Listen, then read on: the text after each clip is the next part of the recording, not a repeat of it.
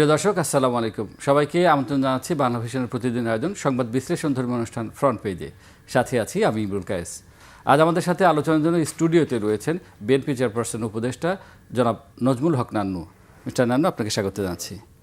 প্রিয় দর্শক, আমাদের এই অনুষ্ঠানে আমরা প্রতিদিন প্রকাশিত সংবাদপত্রের বিভিন্ন খবর নিয়ে শিরোনাম নিয়ে আলোচনা করে থাকি। আমি আলোচনা শুরুর আগে চলুন দেখে আসি আজকের প্রকাশিত সংবাদপত্রের প্রধান প্রধান শিরোনামগুলো। আমি প্রথমে জানাচ্ছি দৈনিক প্রথম আলো। হামসহ 10 রোগের টিকার সংকট, সংক্রামক ব্যাধি। আরেকটি শিরোনাম, সংবিধান সংস্কার পরিষদ নিয়ে আলোচনা, প্রশ্নে বিতর্ক, হট্টগোল। ভূমধ্যসাগরে অনাহারে 20 বাংলাদেশের মৃত্যুর শঙ্কা। আবার দেশের শিরোনাম, সংবিধান সংস্কার নিয়ে তুমুল বিতর্ক, উত্তেজনা, সংস্কার পরিষদ বিষয়ে মুলতবি প্রস্তাবে আলোচনা কাল। আকস্মিক বিভিন্ন মন্ত্রণালয় পরিদর্শনের প্রধানমন্ত্রী, কবে হবে স্থানীয় সরকার নির্বাচন। সর্বকালের শিরোনাম, পাচার চক্রের মূল 2 সদস্য শনাক্ত, মামলার প্রস্তুতি। স্থল অভিযান প্রস্তুতি, খার্ক দখলে নিতে চায় যুক্তরাষ্ট্র। দৈনিক ইত্তেফাকের শিরোনাম, মধ্যপ্রাচ্যের বাইরে জ্বালানি উৎস খুঁজছে সরকার, কাজাখস্তান ও নাইজেরিয়া থেকে দীর্ঘমেয়াদে আমদানির চিন্তা, সংবিধান সংস্কার পরিষদ ইস্যুতে সংসদে উত্তাপ। আরেকটি শিরোনাম, যুগান্তরের শিরোনাম, সর্বাধিক যুদ্ধের প্রস্তুতি, ইসরায়েলের 100 শহরে সাইরেন। 10 বছরে 8.5 লাখ কোটি টাকা পাচার, জিএফআই এর প্রতিবেদনে বাংলাদেশ। দৈনিক কালবেলা শিরোনাম, বাতিলের তালিকায় উঠছে গণভোট সহ 20 অধ্যাদেশ, হাইওয়েতে বারবার হত্যার চিত্রনাট্য। এটি আরেকটি শিরোনাম। দেশ রূপান্তরের শিরোনাম, টার্গেটে ওরা 113 জন, 111 কুশীলবদের প্রোফাইল প্রস্তুত, জ্বালানি তেল সংকট আরও ব্যাপক হচ্ছে। দৈনিক ইনকিলাব, সচিবালয়ে আকস্মিক বিভিন্ন মন্ত্রণালয় পরিদর্শন প্রধানমন্ত্রী, কর্মকর্তা কর্মচারীরা কেউ আনন্দিত কেউ আতঙ্কিত। আরেকটি শিরোনাম, ট্রাম্পের বিরুদ্ধে রাজপথে 80 লাখ মানুষ, যুদ্ধবিরোধী বিক্ষোভ উত্তাল যুক্তরাষ্ট্র, ইউরোপ ও ইসরায়েল। নয়া দিগন্তের শিরোনাম, জুলাই সনদ বাস্তবায়ন নোটিশে উত্তপ্ত সংসদ।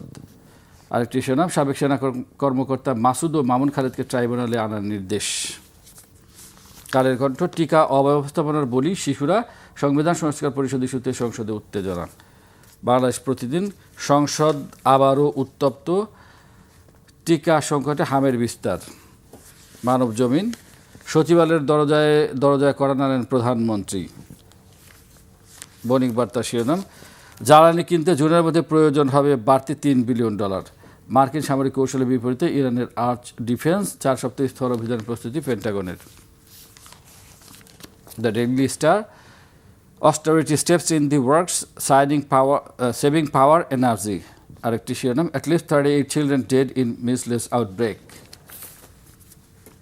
Daily Observer শিরোনাম, diesel crisis hits irrigation in northern districts. আরেকটি শিরোনাম, non-functional anti-corruption ACC hinders filing many sensitive cases. US, corruption case backlog rises, over 8,000 cases pending with courts, disposal draft falls. মোটামুটি এই ছিল শিরোনাম। আমরা যেটা দেখতে পাচ্ছি সেটি হচ্ছে যে প্রতিটি কাগজেই আপনি দেখছেন যে সংবিধান সংস্কার পরিষদ, গণভোট, এই বিষয়গুলো নিয়ে গতকাল বিতর্ক হচ্ছে। প্রথম অধিবেশনের গতকাল আবার দ্বিতীয় সেশন যেটি শুরু হয়েছে, সেখানে এই অধ্যাদেশগুলো এবং অন্তর্বর্তী সরকার আমলে যে অধ্যাদেশগুলো জারি করা হয়েছিল 133টি অধ্যাদেশ, সেই বিষয়গুলোর বেশিরভাগ ক্ষেত্রেই সরকারি দল একমত। তবে 20টি অধ্যাদেশ গণভোট সহ 20টি অধ্যাদেশ বাতিলের তালিকা উঠছে বলে কালবেলা একটা প্রতিবেদন করেছে। জি, এই বিষয়ে আপনার কাছে জানতে চাচ্ছি। আপনাকে ধন্যবাদ ইমরুল কায়েস সাহেব, আপনার চমৎকার আপনার সঞ্চালনা এবং আপনার লেখনী সাংবাদিকতার সাথে আমি পরিচিত। আমি প্রথমেই বাংলা ভিশনের যারা সকল কর্মী আছেন তাদেরকে আমি ধন্যবাদ জানাই। তাদের এই যে 20টি বছর আজকে শেষ হয়ে যাবে, আপনাদের এই দক্ষতা, আপনাদের সংস্কৃতি মনস্ক জ্ঞান বিজ্ঞান এবং রাজনীতি চর্চার এই যে অধ্যায়টা শেষ করেছেন 20টি বছর, নানা প্রতিবন্ধকতার মাধ্যমে আপনারা এই প্রতিষ্ঠানটাকে বিকশিত করেছেন। এই জন্য আমি অভিনন্দন জানাই, সাথে সাথে দর্শকদেরকে অভিনন্দন জানাই। আপনি যে প্রশ্নটি উত্থাপন করেছেন এটি অত্যন্ত গুরুত্বপূর্ণ, কিন্তু প্রশ্নটা হলো যে আমাদের সংসদীয় রাজনীতির যে ধারাবাহিকতা, আমাদের যে ঐতিহ্য, সেটা কিন্তু আমাদের নাই। 1947 সালের পাকিস্তান হয়ে যাবার পরে কখনোই একটি সংসদ বা সংসদীয় ধারা আমাদের রাজনীতিতে আসেনি, ষড়যন্ত্রের ধারা এসছে। যে দীর্ঘ পথ অতিক্রম করবার পরে আমরা এক নদী রক্ত দিয়ে যে স্বাধীনতা অর্জন করেছি, যে মুক্ত দেশ অর্জন করবার পরেও আমরা সংসদীয় রাজনীতি আমরা পাইনি, একদলীয় রাজনীতি পেয়েছি। এই দীর্ঘ পথ অতিক্রম করবার পরে 24 জুলাই গণ অভ্যুত্থানে যে নতুন একটি ধারা সূচিত হলো, তার মাধ্যমে ঐকমত্য কমিশনের, আমি এটা নিয়ে বিস্তৃত না বলেও এটুকু বলতে পারি যে দীর্ঘ সময় ধরে একটি নির্বাচনের জন্য একটি সিদ্ধান্ত হলো। কিন্তু সেখানে প্রশ্ন আছে। প্রশ্নটা হলো, যে প্রেসিডেন্ট ছিলেন তার কাছ থেকেই সেখানে অন্তর্বর্তীকালীন সরকার কিন্তু শপথ গ্রহণ করলেন এবং ঐকমত্য কমিশন গঠিত হলো সকল রাজনৈতিক দলকে নিয়ে। শুধুমাত্র দু একটি রাজনৈতিক দল যাদের সেখানে ফ্যাসিবাদী একটি চরিত্র ছিল অথবা সেখান থেকে গণবিরোধী ছিল, তাদের বাদ দিয়ে সেখানে ঐকমত্য কমিশন থেকে সিদ্ধান্ত গৃহীত হলো। কিন্তু সেখানে দুটি বিষয় ছিল, একটি হলো আপনার নির্বাচনের ভোট, আর একটি হলো গণভোট। এই যে গণভোট, এই গণভোটে কিন্তু যে আমরা সংবিধান যেটা আছে তাতে কিন্তু গণভোটের কিন্তু কোনো ধারা নেই। কিন্তু একটি কথা আছে, ডক্ট্রিন অফ নেসেসিটি। রাজনীতিতে এটাই যখন একটা অন্ধকারে থাকে, কোনো পথ রচিত না হয়, তখন এই ডক্ট্রিন অফ নেসেসিটি এইটা আছে। সেখানে প্রেসিডেন্টকে অধ্যাদেশের জন্য কখনো করে যেতে হয় সুপ্রিম কোর্টের কাছে, সর্বোচ্চ আদালতের, সেখান থেকে তাদের কাছ থেকে সেখানে পরামর্শ গ্রহণ করতে হয় কিভাবে এটাকে প্রয়োগ করা যায়। এই প্রয়োগের মধ্যে, আলোচনার মধ্যে খুবই লক্ষণীয় যে প্রতিটি রাজনৈতিক দলের নিজস্ব একটা কর্মসূচি থাকে। আমি ধরে নিতে পারি বিএনপির 31 দফা কর্মসূচি আছে। তো যে ধারাগুলি যেগুলো এখানে নির্দিষ্ট হয়েছে সেগুলো আপনার সব কিছুর সাথেই কিন্তু ঐকমত্য প্রকাশ নাও করতে পারেন, আপনি ডিফার করতে পারেন। সেখানে নোট অফ ডিসেন্ট দেওয়া হয়েছে। নোট অফ ডিসেন্ট দেওয়া হয়েছে, যে প্রস্তাবটি আসছিল 48টি প্রস্তাবের প্রশ্নটা আসছে। সেখানে আপনার এটাকে এই প্রস্তাবের উপর ভিত্তি করে, যদিও এখানে তারেক রহমান বিএনপির নেতা এবং বর্তমান প্রধানমন্ত্রী, তিনি কিন্তু বলেছিলেন যে হ্যাঁ আমরা হাঁ ভোটের দিকে যাব। কিন্তু আপনি লক্ষ্য করে দেখুন, আপনি একজন অভিজ্ঞ একজন রাজনীতি বিশ্লেষক এবং জ্ঞানী ব্যক্তি, যে আপনি লক্ষ্য করে দেখুন যে 4টি জিনিসের উপরে হাত দিতে হবে, এমনও তো হতে পারে যে অনেকে মনে করবে যে আমি দুটোর সাথে আমি ঐকমত্য প্রকাশ করছি আর দুটোর সাথে না। তাহলে এখানে প্রতিটির বিপরীতে আপনি এটা একটা কন্ট্রাডিক্টরি ব্যাপার থেকে গেল। তে অত বিস্তৃত না, যে গতকাল যে বিষয়টি উত্থাপিত হয়েছে সেখানে আমাদের বিরোধী দলীয় নেতা তিনি উত্থাপন করেছেন যে আজকে সংস্কার প্রস্তাবের বিষয়ে, যেটা আজকে আমাদের সংস্কার কমিটি বিষয়টা আলোচনা করতে হবে। সালাউদ্দিন সাহেব বলেছেন যে আপনি যেটা বিরোধী দলীয় মাননীয় নেতা যেটা উত্থাপন করেছেন সেটা হচ্ছে 68 ধারায় আসছে, 62 ধারার মধ্যে যেটা আসেনি।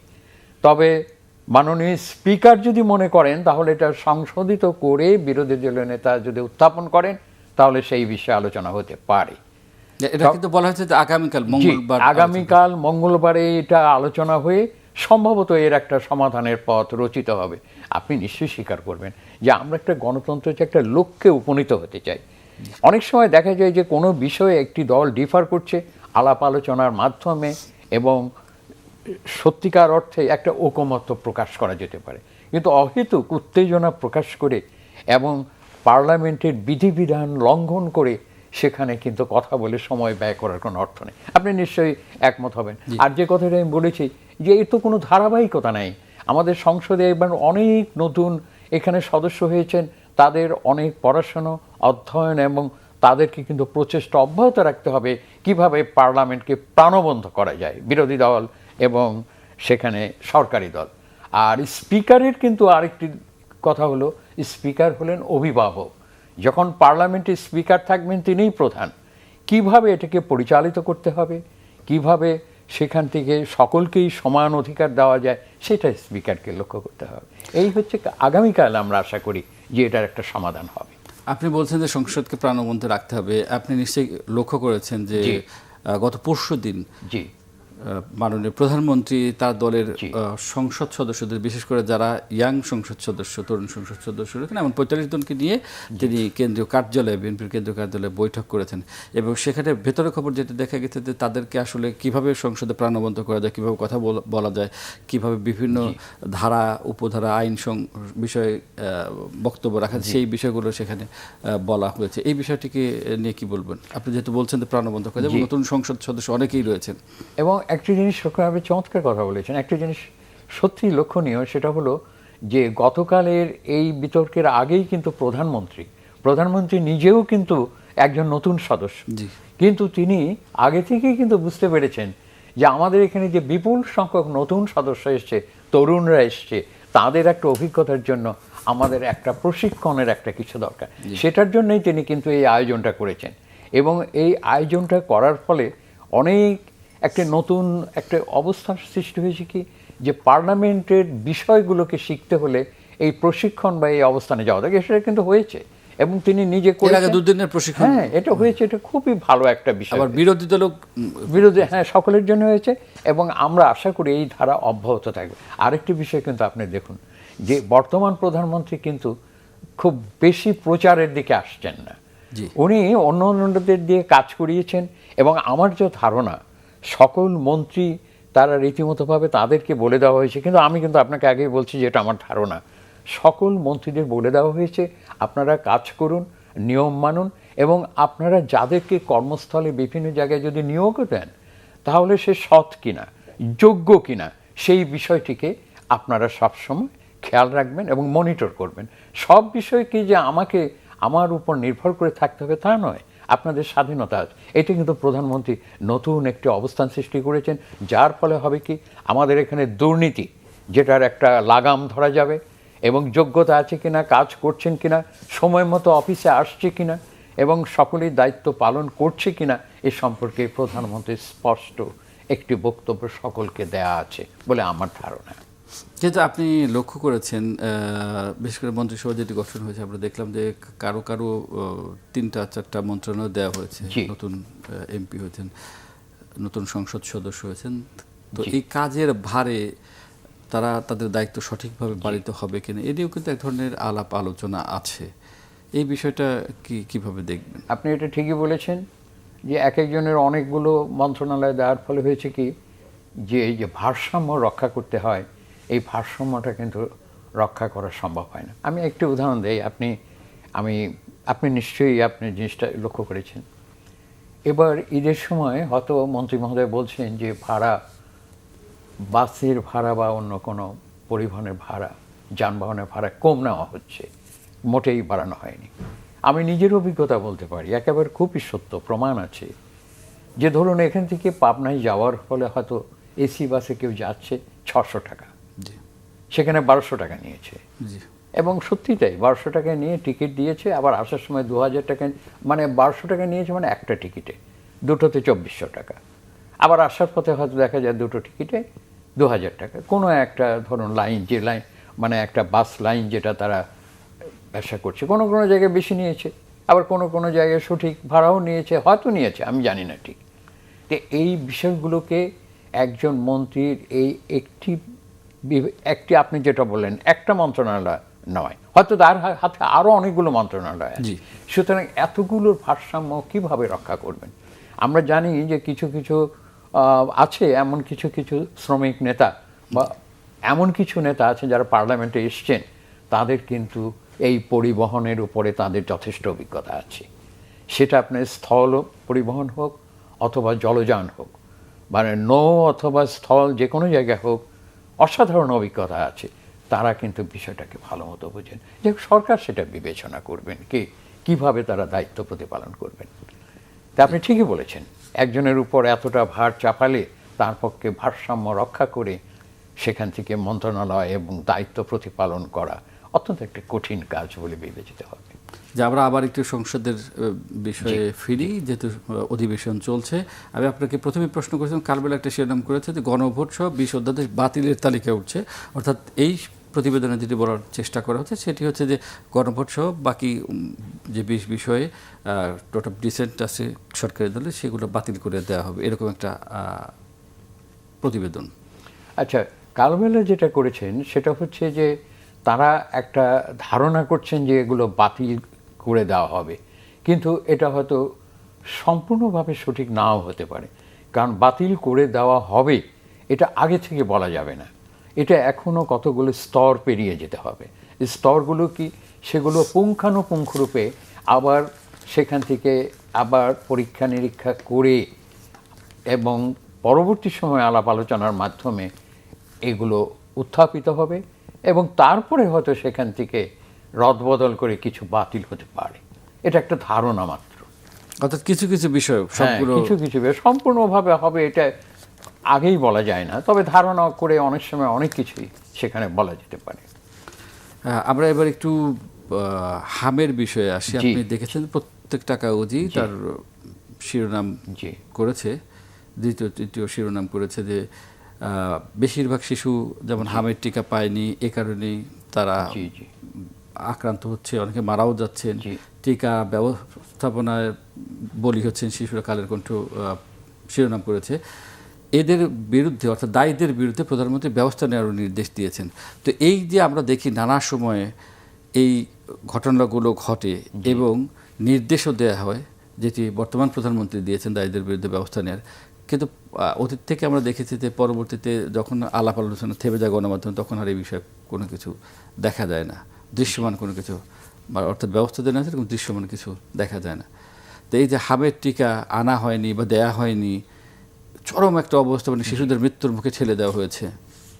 আচ্ছা, আপনি এটা অত্যন্ত মর্মান্তিক, দুঃখজনক এবং বেদনাদায়ক ঘটনা, যে যার ফলে দেখা যায় কয়েকদিন আগে মানে দুদিন আগেই সেখানে আমাদের স্বাস্থ্যমন্ত্রী মহোদয় বলেছেন যে যারা এটা সচেতনভাবে শিশুগুলো মারা গিয়েছে তাদেরকে সেখানে টিকা, ভেন্টিলেশন এবং আনুষঙ্গিক কোনো কিছু নাই, এটা অবহিত করা যায় না, তাতে ফাঁসির দড়িতে ঝুলানো উচিত। উনি এই মর্মান্তিক, এই দুঃখজনক ব্যাখ্যাটি দিয়েছেন। ছোট ছোট শিশুরা হামের এখানে আধুনিক স্বাস্থ্য ব্যবস্থার মাধ্যমে এরকম মারা যাবে, মৃত্যু হবে, এটা কখনোই মেনে নেওয়া যায় না। এটা অত্যন্ত চরম দুর্বলতা। স্বাস্থ্য মন্ত্রণালয় এবং হাসপাতালগুলো গোটা বাংলাদেশে যে আজকে স্বাস্থ্য ব্যবস্থায় যে ত্রুটি, সেটা অকল্পনীয়। সেটা হাসপাতালে না গেলে বোঝা যাবে না। সরকারি হাসপাতালগুলোতে একই অবস্থা এবং বেসরকারিগুলোতে আরও খারাপ অবস্থা। সুতরাং সেক্ষেত্রে একটু কঠোর ব্যবস্থা না নিলে কখনোই এটাকে সুশৃঙ্খল হবে না। সেই জন্য এটাকে সঠিক একটি পদক্ষেপ গ্রহণ করতে হবে। আর যে মর্মান্তিক ঘটনাগুলো ঘটেছে, যে শিশুরা মারা গিয়েছে, এর তদন্ত করা হয়। আপনি ঠিকই বলেছেন, পরবর্তী সময় এই তদন্ত রিপোর্ট এবং কী রেজাল্ট হলো কিছুই আমরা জানতে পারি না, আমরা বুঝতে পারি না। এটা অত্যন্ত দুঃখজনক এবং বেদনাদায়ক। এটার অবিলম্বে এটার একটা মানে তদন্ত এবং শাস্তিমূলক ব্যবস্থা গ্রহণ করার অবশ্যই উচিত। আমরা সবসময় দেখি যে স্বাস্থ্য খাতে চরম অব্যবস্থাপনা সবসময় থেকেছে, দুর্নীতি, সিন্ডিকেট তো আছেই। এর পাশাপাশি আমরা দেখি সরকারি হাসপাতাল, বেসরকারি হাসপাতালে সরকারি হাসপাতাল যে টেস্ট খুব স্বল্প মূল্যে করা হচ্ছে, বেসরকারি হাসপাতালে অনেক মানে শতগুণ বেশি। আবার একই অপারেশন সরকারি হাসপাতালে একরকম, বেসরকারি হাসপাতালে আরেক রকম। জনগণ চিকিৎসা নিতে গিয়ে ভোগান্তির সৃষ্টি হয়। এই তো বিশাল একটি খাত, এই খাতটাকে আরও উন্নত করার জন্য কী করা দরকার এবং সরকারের আসলে পদক্ষেপগুলো কী হওয়া উচিত? কারণ আমরা দেখি যে এই স্বাস্থ্য খাতেই অনেকেই দেশের বাইরে চলে যাচ্ছেন চিকিৎসা নেওয়ার জন্য। উচ্চ শ্রেণী তো যাচ্ছেন, এখন আমরা দেখি যে মধ্যবিত্তরাও দেশের বাইরে যাচ্ছেন। অর্থাৎ দেশের স্বাস্থ্য ব্যবস্থা তাদের আস্থার ঘাটতি রয়েছে। ঘাটতি ফেরাতে, তাদের বিশ্বাস, মানুষের বিশ্বাস ফেরাতে সরকারকে আসলেই কি মানে জরুরি পদক্ষেপ নেওয়া দরকার যদি আমরা অবস্থার উন্নতি চাই। আপনি ইমরুল সাহেব, আপনি একটি চমৎকার, সবচেয়ে গুরুত্বপূর্ণ প্রশ্নটি আপনি উত্থাপন করেছেন। এই স্বাস্থ্য খাত সবসময় কিন্তু দেখা গিয়েছে যে একটা জনগণের উপর চরম নির্যাতনের এখানে একটা অবস্থান সৃষ্টি করেছে আর কি। বেসরকারি যে হাসপাতালগুলো আছে, যে কোনো একটা পরীক্ষার রিএজেন্ট কস্ট 8 থেকে 9 টাকা, সেখানে নেবে তারা 150 টাকা। রিএজেন্ট কস্ট সহ সব কিছু হিসেব করে দেখা গিয়েছে, এটা আমি জানি বলেই বলছি আর কি, এই সমস্ত কিছু মিলিয়ে একটা হাসপাতালের এর বেশি খরচ হবে না। তার বিদ্যুৎ বিল, তার এখানে টেকনিশিয়ান বেতন, সমস্ত কিছু যোগ করে 8 থেকে 9 টাকা।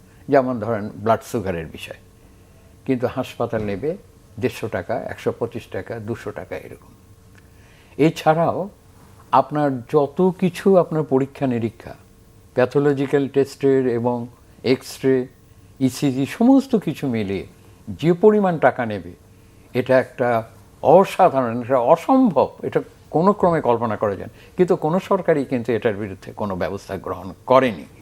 এছাড়াও আপনি একটা প্রাইভেট ডাক্তারকে দেখাতে যাবেন ইচ্ছে মতো, কখনো 1000 টাকা নিচ্ছে, কখনো 1200, কখনো 1500, আবার একটু রিপোর্ট আনতে দেরি হলে পরে পুরো টাকা নেবে। এবং তারা কিন্তু কোনো কথা শুনে না ডাক্তার, অধিকাংশ ডাক্তার, আপনার 95% ডাক্তার কোনো কথাই শুনতে চায় না। এমনকি তারা দ্রুত গতিতে লিখে দেন যে এগুলো পরীক্ষা করে নিয়ে আসেন, পরে বলবো, নেক্সট। মানে তার সৌজন্যবোধ পর্যন্ত ডাক্তারদের নেই, কোনো রকম সৌজন্যবোধ নেই। পরিচিত ডাক্তাররাও মনে করেন যে আমার কাছে আসছে বোধহয় বিনা পয়সায় প্রেসক্রিপশন নেওয়ার জন্য। আর আপনি যদি বলেন যে পিজি বা এই সমস্ত হসপিটালগুলো, এগুলো একসাথে ওনাদের একটা নিয়ম আছে। আমি কদিন আগের কথাও বলতে পারি, পিজি হসপিটালে একজন প্রফেসর, নিয়ম আছে যে কয়েকজন পেশেন্টকে দেখতে হবে, লাইন ধরে দাঁড়িয়ে থাকতে হয়। উনি 11টায় আসার কথা, উনি আসেন 12টায়, এবং সকলকে একসাথে ঢুকিয়ে দিয়ে একেবারে মনে হচ্ছে একটা ঘরের মধ্যে দিয়ে বন্দি করার মতো সকলকে ডেকেছে। ওনার কি 2-3 জন অ্যাসিস্ট্যান্ট নিয়ে 10 মিনিটের মধ্যে উনি 30 জন পেশেন্টকে দেখে ছেড়ে দেন। কেউ দেখার নেই, কেউ দেখবেন না এটা। সেই জন্য স্বাস্থ্যমন্ত্রী যে মাঝে মধ্যে উপস্থিত হয়ে যে কতগুলো ঘটনা ঘটছে, এটা অবধারিতভাবে সত্য। এবং প্রধানমন্ত্রী বলেছেন যে আপনারা এটা খবর নেবেন, স্বাস্থ্য খাত সবচাইতে কিন্তু অবহেলিত। আপনি গুরুত্বপূর্ণ প্রশ্নটি তুলেছেন, আরও অনেক কথা বলা যেতে পারে। প্রাইভেট হসপিটালের এত আপনার যে সমস্ত করেছে, তার কিন্তু কোনো রকম কি আছে, তার দক্ষতা আছে কিনা, তাদের এখানে টেকনিশিয়ানগুলো ভালো আছে কিনা, ভালো ডাক্তার আছে না, কোনো কিছুই করা হয় না। তাদেরকে অনুমতি দেওয়া হয় যত খুশি, তারা সেখান থেকে এই ল্যাবরেটরি করেছেন, তারা হাসপাতাল করেছেন। এই আমাদের দেশে চলছে, যার জন্যেই কেউ এখানে আস্থাশীল হতে পারে না যে আমাদের এখানে এই চিকিৎসা সঠিক হবে কি হবে না। এটা আপনি নিশ্চয়ই বিশ্বাস করতে পারেন যে এত খরচ, এত কিছু, তাও সঠিকভাবে সেখান থেকে কিন্তু চিকিৎসা হয় না। এছাড়াও মাঝে মধ্যে যে দুর্ঘটনার কথা আমরা জানি, সেই বিষয়গুলো কিন্তু অধিকাংশ ক্ষেত্রে সত্য। আজকে কোনো পেশেন্টের যদি সেখানে গুরুতর অসুস্থ হয়, ডাক্তারের কাছে যে অনুরোধ করেও সেখানে পাওয়া যায় না, যে এখন যাওয়া যাবে না, ডাক্তার সাহেব নেই, অথবা তার ডিউটি নেই, সুতরাং আমি দেখতে পারবো না, এখন তো আমার নাই, অমুকের আছে। সুতরাং মানবিক চেতনাগুলো আমাদের এখান থেকে উধাও হয়ে গেছে। কিন্তু একজন ডাক্তারকে তৈরি করতে হলে মেডিকেল কলেজে যে পরিমাণ টাকা অর্থ আমাদের দিতে হয়, সেটা অকল্পনীয়, সেটা কল্পনা করা যায় না। সুতরাং স্বাস্থ্য খাতকে ঢেলে সাজাতে হবে, গণমুখী করতে হবে, আর ডাক্তারদের 1000 টাকা নেবেন কি 2000 টাকা নেবেন সেটা ঠিক করে দিতে হবে। অর্থাৎ সবার জন্য একটা সবার জন্য একটা স্বাস্থ্য ব্যবস্থা করতে হবে। এই ক্ষেত্রে আমি স্মরণ করছি ডাক্তার জাফরুল্লাহ চৌধুরীর কথা। এই ভদ্রলোক আজকে স্বাস্থ্যসেবাকে আজকে জনগণের দুয়ারে নেওয়ার জন্যে যে প্রাণপণ চেষ্টা করেছেন, গণতন্ত্রকে একটি জনগণের গণতন্ত্র প্রতিষ্ঠার জন্য তিনি যে লড়াই করেছেন, তিনি নীরবে নিভৃতে তিনি আমাদের কাছ থেকে বিদায় নিয়েছেন, কিন্তু স্বাস্থ্য খাতকে উন্নত করার জন্য উনি এটা করেছেন। তার যে গণস্বাস্থ্য এখানে যেটা আছে, আমরা জানি যে আমাদের অনেক সাংবাদিক বন্ধু এখানে কি ডায়ালিসিসের জন্য গিয়েছে, আমাকেই বলেছে, রেজওয়ানই বলেছে আমাকে যে নানু ভাই আমি তো ডায়ালিসিসের জন্য, আমরা একসাথে দৈনিক বাংলায়ও ছিল, আমি তখন ইন্টারন্যাশনাল অ্যাফেয়ার্সের উপর লিখতাম, সেই 70 দশকের 73 সাল থেকে। আচ্ছা, সেখানে রেজওয়ান তো মারা গিয়েছে আর কি কিডনিতে, বলছে নানু ভাই একটা জায়গা আছে, কম পয়সায় দিয়ে আমরা সেখানে ডায়ালিসিসের জন্য যেতে পারি। দেখেন কি আকুতি নিয়ে সে কথাটা বলেছে। সেই জন্য আমি ডক্টর জাফরুল্লাহ চৌধুরীকে আমি শ্রদ্ধা নিবেদন করি। এবং বর্তমান প্রধানমন্ত্রী আছেন তারেক রহমান সাহেব আছেন, তার একটা উদ্যোগ আছে কি প্রচারে, আমার নিজের ব্যক্তিগত প্রচারের চাইতে আমার কাজের প্রচারটাই বেশি থাকা উচিত। সুতরাং আমরা মনে করি এই স্বাস্থ্য খাতটা উন্নত হবে এবং স্বাস্থ্যমন্ত্রী মহোদয়ও সেই উদ্যোগকে এগিয়ে নিয়ে যাবেন এবং এটা নেওয়ার প্রয়োজন আছে জনগণের প্রয়োজনে। আরেকটি কথা বলা দরকার, গ্রামাঞ্চলে কিন্তু আজকে এই স্বাস্থ্য এবং চিকিৎসা সাধারণ কৃষক, দিনমজুর, ক্ষেত মজুর এবং ভূমিহীন কৃষক, গরিবদের জন্য এই স্বাস্থ্য ব্যবস্থাটাকে কিন্তু সম্প্রসারিত এবং আধুনিক করা উচিত বলে আপনিও মনে করেন এবং আমিও মনে করি। আপনি গণস্বাস্থ্যনগর হাসপাতালের কথা বলছেন এবং সেখানে স্বল্প মূল্যে চিকিৎসা দেওয়া, কিন্তু আমরা তো দেখি তার পাশাপাশি এই রাজধানীতে আরও অনেক বেসরকারি হাসপাতাল আছে, সেখানে আকাশচুম্বী খরচ যদি কেউ চিকিৎসা করাতে যায় সেটা না হয়, তাহলে এই যে এত ব্যবধান, এত পার্থক্য কেন হবে? একই তো, সেটাও বেসরকারি হাসপাতাল, বাকিগুলোও বেসরকারি হাসপাতাল, তাহলে খরচের এত ব্যবধান, এটি কি আসলে একটা সামঞ্জস্য করা দরকার? অবশ্যই সামঞ্জস্য করা দরকার।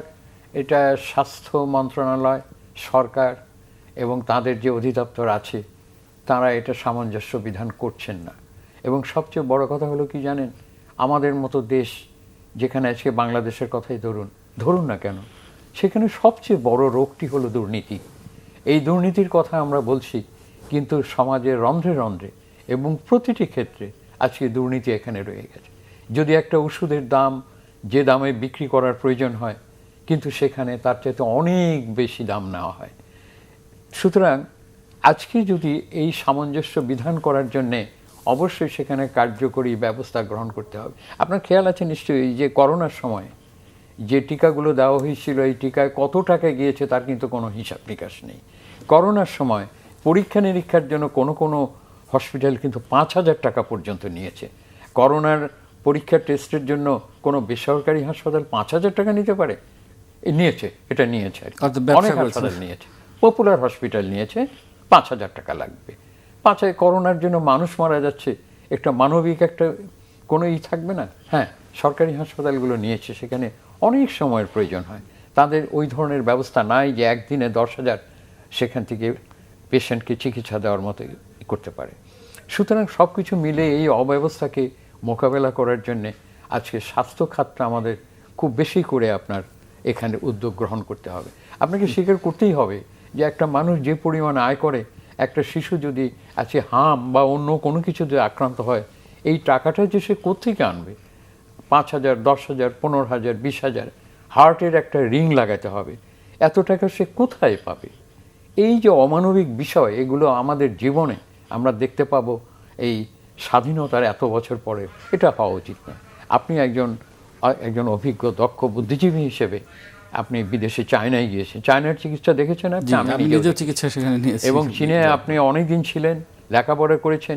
আমি চীনের যে হাসপাতালগুলোতে আমি গিয়েছি, বিভিন্ন জায়গায়, সাংহাইতে গিয়েছি, বেইজিংয়ে গিয়েছি এবং ওই আপনার সেচুয়ান প্রভিন্সে গিয়েছি এবং উত্তর কোরিয়ার পিয়ংইয়ংয়েও আমি একটা হাসপাতাল দেখে আসছি বহু বছর আগে, 89-এ, 91-এ।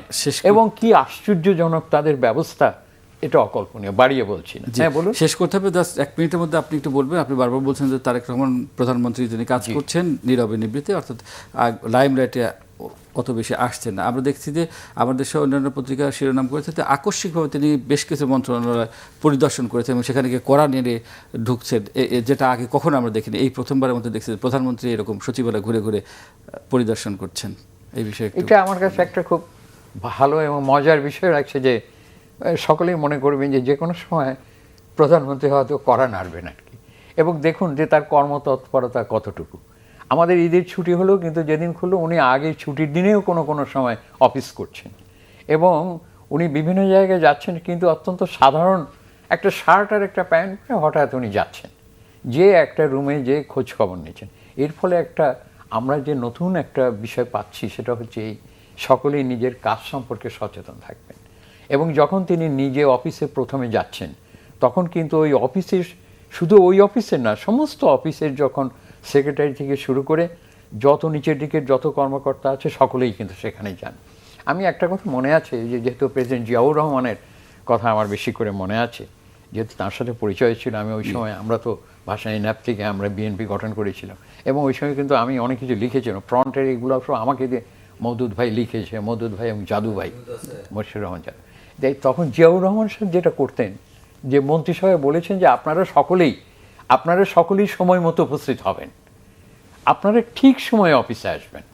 এবং জিয়াউর রহমান সাহেব কিন্তু ঠিক সময়ে উপস্থিত, তাতে হতো কি অফিসের কেউ কিন্তু আর দেরি করতেন না।